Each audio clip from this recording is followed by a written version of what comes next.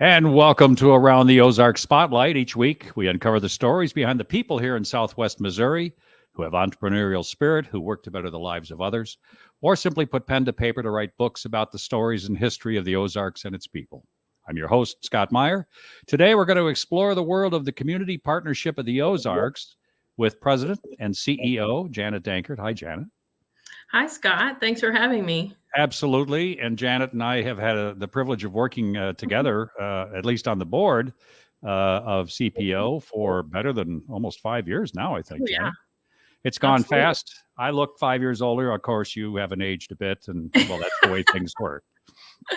Yeah, You I know what? think we were your first nonprofit board when you moved here, right? Absolutely. I took Yeah. over for my predecessor. And hmm the beauty of Community Partnership of the Ozarks, and I'll let you tell the story, obviously, but one of the hmm things I found really interesting, having served boards in other communities around the country, is this is one of those boards where actually you observe from so many places in one place, and you touch the lives of so many people. Uh, One could argue there might be some overlap, but I don't know that that's fair.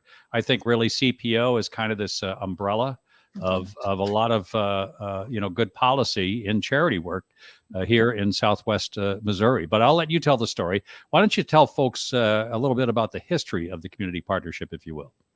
Sure, I'd be happy to. So, CPO, or Community Partnership of the Ozarks, began in 1998 as a formal organization. Prior to that, we were known as Ozarks Fighting Back, which was a very small nonprofit that was focused primarily on underage drinking. The community came together, and there was state funding available, and said, let's go for it. Let's become a community partnership. And so we were born in 1998, and we have just grown and thrived since then. Really, we're a hub for collaboration. You mentioned an umbrella organization.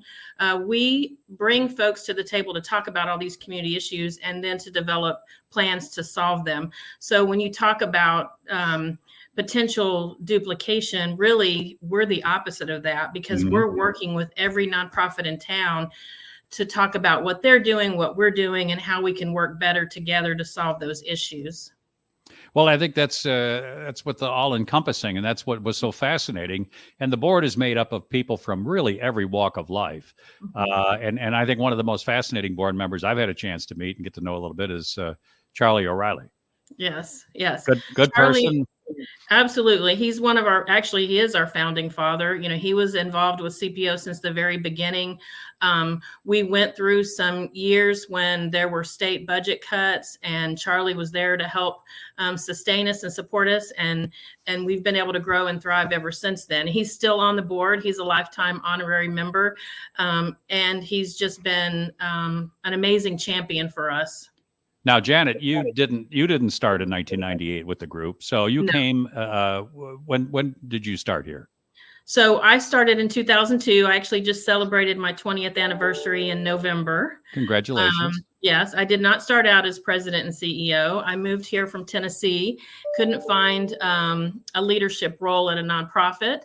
Did some research, found CPO as a place I think I would like to work, applied for an entry-level position, and then did 3 different jobs before I got the president and CEO role, but was a number 2 position for 2 years before that promotion. Now, in those early days, what did the budget look like compared to the budget you're working with now? Well, I can tell you, when I took over as CEO, it'll be 11 years in May, our operating budget was around 2.5 million. Really? Yes. Well, that's And yeah, in the last year, our operating budget was close to 12 million. yeah. Now, So that's incredible growth. yeah, it is. And some of that is the CARES funding and ARPA funding, but really, we were about 9 million before all that. So we've seen substantial growth in my 10 years as CEO. And that's primarily because the community comes to us when an issue arises, or when we need to come together around those issues. And the state comes to us as well. And when funding opportunities open up, they know that we'll do a good job. We have a great reputation. We have high expectations. And so we end up getting a lot of those programs because of that. I think what's fascinating, you mentioned it early on, community partnerships works to create a finish line. And I Mhm. think there's a lot of charity work out there where you never really get a chance to see a finish line. They do good work, but it's always nice to see results at the end. And one of the things that fascinates me with my work on the board is how often we see statistics that say, this is where we started, this is where we're at, and this is what we're trying to head toward. Absolutely. Outcomes are a huge part of what we do. Now, there's some work that we do, like collaboration is hard to measure, right? Hmm. You can talk about who's at the table and who's doing what. That is hard to measure. But in most of our programs, we have put in place evaluation measures to make sure that we can show that we are making a difference. And that's really important to us. And it's important to the community as well, because they need to know they're investing in something that is making a difference. Now, if somebody took a step back, I think it would be easy, if you're familiar with an organization like United Way, Mhm. to scratch your head a little bit and say, isn't United Way very similar to what you do? Can you help explain that a little bit? Sure. Yeah. And we're strong partners with United Way. We're actually their priority partner. Um, United Way is more of a philanthropic organization. So they raise dollars, and they do also work collaboratively with other nonprofits in the community and with Hmm. other philanthropic organizations like CFO, but they are not service driven, so they don't provide direct services to the community like we do. That's one main distinction between United Way and CPO. Now, you did form a new partnership, I think, around the end of last year, did you not? A new With United Way. partnership. Well, Well, didn't we bring together some of their back room and our back room to help one another out a little bit? we were doing that, and what we decided to do was we took back some of our backroom functions and just now are focusing on our priority partnerships. So they're funding some of our key programs that are helping them meet their core outcomes, which are Mhm. poverty and championing children. Janet Dankert, my guest here on Around the Ozarks Spotlight. Janet is the president and CEO of Community Partnerships of the Ozarks right here in Springfield. Now, community partnership, how wide does that tent go? Do we cover more than just Greene County? We do. We actually serve 29 counties across Southwest Missouri. Well, that's a lot. That's a lot of work. But It's a for lot. Now, it's not every program that we have. A lot of that is based on the funding source, right? So some Mhm. programs serve 8 counties here, some programs serve, 5 counties here, but across the board, we serve 29 counties. That's a lot of moving pieces. How big is your Yeah. staff? We currently have 85 part and full-time staff. And when you got there in this position, how many people were there? I think it was 32 or 33. See, that's incredible growth. It is. I'm not familiar with anything in any other community like Community Partnership of the Ozarks. Is this patterned after something, or was this built here and something that people pattern after? So CPO is one of 20 community partnerships across the state. So there's a network of community partnerships. Okay. Our CPO or community partnership looks much different than the others across the state. We're all different because the state gave communities funding and said, you need to build it because it needs to fit your community. There's one other state that has something somewhat similar, and that's Georgia. They have a Hmm. network of organizations similar, but they don't operate like we do. So we're really unique in Missouri, but also our partnership, I think, is unique, and I think it's the best. Sure. Well, and you should think it's the best, and it is the best because it's got you at the head. I mean, that's Well, that's thank a lot of you. help. Well, it's a big job, and I think sometimes people forget just how big that job is. Walk us through the pandemic a little bit. What kinds of things, as a CEO of an organization, did you find, uh, both going into that time and coming out of that time, that's maybe helped you and your organizational skills, and maybe has done some things differently in the way you do business practices?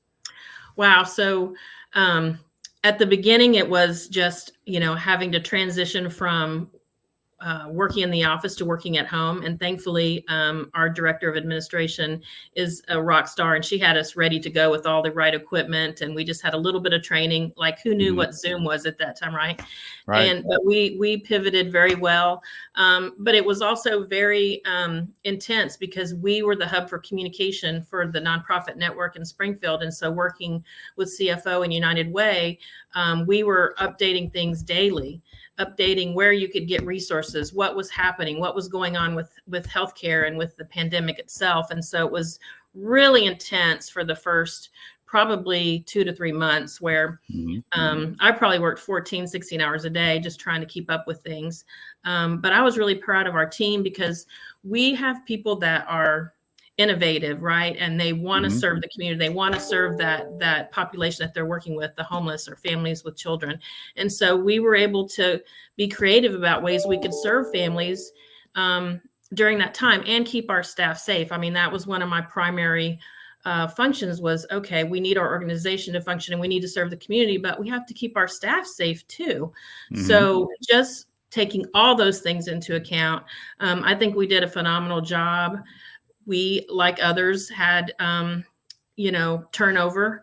And I think that's probably one of the biggest outcomes from this is just kind of a shift in how people want to work and what they want to do. And so I'm happy to say that has slowed tremendously for us. And so very happy about that. But we had to be flexible. So now we have more flexibility. We've always been a flexible organization, but more flexibility in terms of can you work from home or, how does that work? And I think we've come to a really good place with that.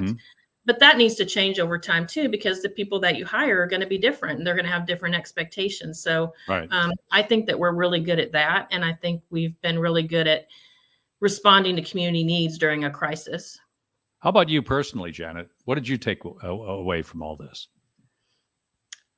That I'm so grateful for my leadership team. I'm surrounded by wonderful people who have a heart for the work that we do. And that, like me, CPO is their family. It's my family outside my family, and it means so much to me and it does to them. And I think we got through it together, right? I don't think we would have been as successful if it was just me trying to figure it all out and make things happen. We did it as a team. And we weren't scarred too bad financially. No, actually, we did okay. We were able to get a PPP loan, and we got that forgiven. That helped us the first year. That saved us, honestly. And then since then, our generous donors have helped support us. We haven't seen a huge loss in that, which has been great. We've seen tremendous support of our fundraisers. We only do 2 a year because we don't want to spend more time doing that, but we've had support there. So yeah, we've come through pretty well. Now, we'll get into funding a little bit in the second half of the show, and I want to talk about some of the individual things that CPO has created, not necessarily just in partnership with, but has created to make things a lot easier for folks. But at the end of the day, how much of your money that you use every year comes from the government or comes from grants versus individuals here in the community? Sure. So currently 92% of our funding is grants and contracts. So that means that is restricted to the work that those grants and contracts fund. So we only have about 8% of our funding is unrestricted. So you're not totally reliant on individuals ponying up money to make things happen. No. But we would like to have more than 8% unrestricted, because what that funding does is if something bubbles up in the community and we need to respond to it, that allows us to do that. We can't use the grant and contract funding to do that because that's very specific. Right. We'll be back in a moment with my guest today on Around the Ozarks Spotlight, the president and CEO of Community Partnerships of the Ozarks, Janet Dankert. And I'm your host, Scott Meier. We'll be back in just a moment. And welcome back to Around the Ozarks Spotlight. I'm your host, Scott Meier, and with me today, the Community Partnership of the Ozarks president and CEO, and quite frankly, one of my good business friends, Janet Dankert. I really love to get to know you, Janet, because one of those people don't realize sometimes when you're in a position like you are, where you've got so many people that you're responsible for and so many things happening all the time, and you have to get grants and you have to raise money. Not many folks can remember this, and you're probably way too young, but they used to have a guy in Ed Sullivan that used to spin plates all the time. That was his thing. He would come out and he would have like eight plates on a stick, and he would, make these plates spin. You're really doing that. I mean, you really are herding cats, if you will, because of all the things you touch and do. And one in particular that I'm fascinated by because of its success, and it's not that old, is One Door. Can you tell the folks a little bit about what One Door represents? Sure, absolutely. So One Door is our coordinated entry system into the homeless service system in Springfield. So I think it was more than 10 years ago, HUD said, you've got to have this system in place in order to receive HUD funding. And luckily, our community was very upfront and got it created. I think we were the first one in the state of Missouri. But really what it is it's a place, it's located at the O'Reilly Center for Hope, where anyone who is at risk of homelessness, currently homeless, they come, they do an assessment. We figure out what their needs are, and then we get them placed in line for shelter, transitional housing, emergency housing, whatever those needs may be. So it truly is a one door into that system. And also, hopefully, sometimes we can help them resolve and not have to go into the shelter system. So we do shelter diversion as well. And that definitely is something that we're very proud of. And Michelle is amazing, right? As the overseer of that project. Yes. Yeah. She's our vice president of affordable housing and homeless prevention. And she oversees that plus the whole O'Reilly Center for Hope and that division. Sure. Now, the O'Reilly Center for Hope is a story on its own. Yes, it is. It's probably one of my, it's one of my goals that we met. And I always say, well, there's a few things that if I retired tomorrow, I would be able to be so proud of. And that is one of them, because it started in Vision 2020, which was the city's strategic plan 20 plus years ago, the idea for this one-stop shop. And we just kept talking about it as a community. And then, probably 5 or 6 years ago, the opportunity came about for us to get funding to do this. And so we renovated an old vacant elementary school, and we were able to turn it into the O'Reilly Center for Hope, which really is a one-stop shop. It's not just for homeless prevention, but it has financial literacy services, it has legal services, Habitat is there. There are 20 partners that are on site there working with folks every day to help them make their lives better. And the facility is such an upgrade from what you had before. Yes. We started off in a donated building, and I'm not complaining because we needed a space, but the city gave us a space there by the Bush building. It was about 5,000 square feet. And so we tried to have different partners there and tried to have services, but it was really difficult. So now we're in 22,000 square feet, I think. And it's just renovations turned it into a beautiful space. And our partners are just truly welcoming to everybody that comes in there. We have a training center where we offer free classes all the time. It really is just we have showers, we have laundry service. It's just a full service, one-stop site. Now, how did it get the name O'Reilly Center? Well, the city at that point said that they had $1 million to put towards a facility. So the O'Reilly family, so that's Charlie and Mary Beth O'Reilly and Charlie's siblings, all each donated to equal $1 million. So that helped us come close to meeting our goal. That's phenomenal. I mean, it's such a great story. And one of the things that Michelle preaches all the time is when you see folks on the street, the reason you don't give them $1 or $2, and the best thing you could do is give them the advice to go to One Door, right? To get help. If they really and truly want help, that helps them. Isn't that fair? Yes. Oh, very fair. Yeah, absolutely. Yeah. That's what we do every day. That's the whole point. And that's one of those ones where I don't recall the statistics offhand, but I don't know that there's ever an end game with homelessness. but I do think that the statistics bear out the success so far of One Door and the things that we're doing here in Springfield on behalf of the homeless. Yes. I mean, the pandemic certainly did exacerbate it, right? And so we know the numbers grew. But I just can't imagine what our community would be like without One Door and all the other service providers that work so diligently to serve that community. One of the success stories from last year is our shelter diversion program. So that is keeping folks from going into the shelter system. And so it's targeted staff that work with families that come in. They might just become homeless or situational homelessness. We served 124 last year. 112 were diverted from the shelter system, and 90% are still housed. So those are dollars we're saving the community, because it's very expensive to put folks in the shelter system. But those are lives you're changing as well. Right. Exactly. And a lot of them are families with children. We place a high priority on making sure no families with children are unsheltered.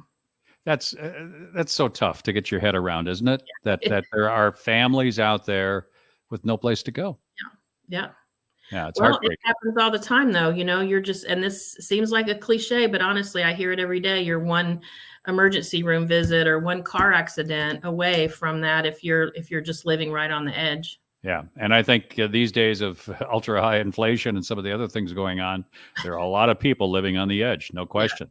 Yes. I saw something today on credit card debt. My God, it's exponentially. It's up like 26% this last year. 26%. It's terrifying. It is, which during the pandemic, credit card debt went down because people weren't going out and doing anything. But then it started back up again. So but now, I mean, you shop. We were traveling not long ago, and we went to get some eggs. I'm trying to think. We were in where were we? We were in the Detroit metro area, and almost $7 for a dozen eggs. Yeah, and not the expensive eggs. These were the cheap eggs. So it was it's a shock. It is a shock, and it's tough for a lot of people. And that's why I'm also proud of our financial literacy programming that really helps people learn how to budget and save. And because those resources are helpful in times like this when you can't really predict that you're going to pay $8 for eggs, Yeah, it's absolutely. Now, One Door is one of the things that you all have been part of. Let's talk about a couple of others. Sure. What else is out there? So another thing that I would be, I am proud of, but if I retire tomorrow, I'd be super proud, is the school-based social work program that we created with Springfield Public Schools. That came out of the pandemic and funding that the school district had. It'd been a vision of ours for over 15 years, going back and forth with Springfield Public Schools. Like, we know we need social workers in the schools. How do we do it? There were never enough resources. So we put a proposal together. They accepted it. Now we have 15 social workers and a director, getting ready to hire a 16th. They're working in those schools every day with families and kids. And I mean, every day I hear stories about students who weren't coming to school. Their attendance was terrible. They were having behavior issues. Their grades were going down. Families were getting evicted. And those things are being addressed. They're developing relationships with their social worker. And it's changing things. It's changing their lives. And I mean, I knew it was a need. We knew it was a need, but I never knew it would be so incredible, the outcomes that we're already seeing in less than 2 years. Well, that's a great story. I was talking with an administrator not long ago, and I want to say the number was about 30% of the kids in that school are transient in the sense that they're one parent homes. They live in an apartment. And because you live in an apartment, you can move from one apartment to another apartment, and you're just never. And then the kids have trouble at school because they're, they got problems at home, and it just carries forward into the schools. Yeah, they call that mobility. And that's one of the reasons why we knew we needed social workers many years ago, because the school did a survey, and it was showing most of the high need schools had 80, 90, almost 100% mobility. So you're moving from school to school without any stability, and there's just no way you can succeed that way. No, it's hard on everybody. Then the kids are all affected, right? Not just the kids that are affected personally, but It Yes. affects everyone. Absolutely. It's crazy. So what other Yeah. things? Let's bring them all out if we can. Yeah. Oh, wow. We've How got much time time. do we have? You've got about 3.5 minutes to bring them all out to the table. Okay. So I think, when we look at what our foundation and our roots are, it's in prevention, right? So I said we started out as Ozark Fighting Back, which was underage youth drinking prevention. We've grown that into a whole division here called Prevention and Youth Support. And I think one of our most successful programs in the last decade has been opioid misuse prevention, right? So we do community education, drug takebacks, all kinds of things to help reduce that. And so in 2022 survey results from 6th to 12th grade students indicated that in Greene County, there was a decrease from 8.2% in 2020 to 1.9% in 2022. Wow. Okay. 0.2 to 1.9 of students 6th to 12th grade who reported misusing opioids. That is huge. And I'm so proud of that because that's a huge issue. That's a huge issue for our community and for our students. So I think that is a great outcome. We talked about data earlier. That's a great outcome that we can show that we're actually making a difference. Any thoughts on what might happen now with legalized marijuana sales in the state? I know it came up in our last board meeting. It did. I think that it's still a little too early to tell, but we're going to have to continue doing our work and focus even more on community education and working with our partners to help alleviate any potential issues that grow, right? We don't want to see things, okay, so we've reduced opioid misuse, but now we have this issue. We don't want that to happen. It's a little like whack-a-mole, if you recall that game, right? Yeah. You no sooner whack one mole and another one pops out of the hole, and it's almost never ending. Yeah. What kinds of things are you looking forward to in 2023? Now that it is 2023, what would you like to see accomplished this year? So I think we have a great team in place. I think just more stability within our team, no turnover, rebuilding our connections. One of the things we saw during the pandemic, working from home more, is we're a very team focused organization, and you just couldn't help lose some of that because of the way you're having to work. So we're really focused on that, rebuilding our connections as a team and with our new team members. I think continuing to build on the success of our fundraisers, because we use those both to raise money, but also to raise awareness about who we are and what we do, right? Sure. And we want to provide something fun for the community to do. And then I think just really always ensuring that we are meeting those needs and evaluating how we do that all the time, because we don't want to take for granted that what we're doing is working. So it's really important to me and to our team that CPO is meeting those goals for the communities that we serve. Janet, as long as you sit in that chair, I think the community can feel very good about those things happening. Oh, thank you, Scott. Well, that is so you threw kind. out a word. You threw out a word back there called retirement. I'm the one. No. Not you. You shouldn't be retiring. Not anytime soon, anyway. Not anytime soon, no. But it is something that when I think about that, there are things that I know I'm proud of everything we've ever done because it's an amazing organization. But there are things in my 10 years as CEO that I'm supremely proud of. Well, success starts at the top. And you're Oh, at the top. I want to thank my guest today on Around the Ozarks Spotlight, Janet Dankert, the CEO and president of Community Partnership of the Ozarks. Also, my producer, Taylor Worley and Jay Stevens, as well as all of you for joining us. If you happen to miss any of today's program, you can find it always in its entirety at MidwestFamilySpringfield.com or our brand new app. You can find it that place too. Hang on. There it is, right? I've got so many apps on here. There it is. Right down there, right in the corner, ATO. Oh, there it is. Okay. And you can get that at Apple and wherever else. If you got one of those Android phones, I guess you can get it where you get Android apps too.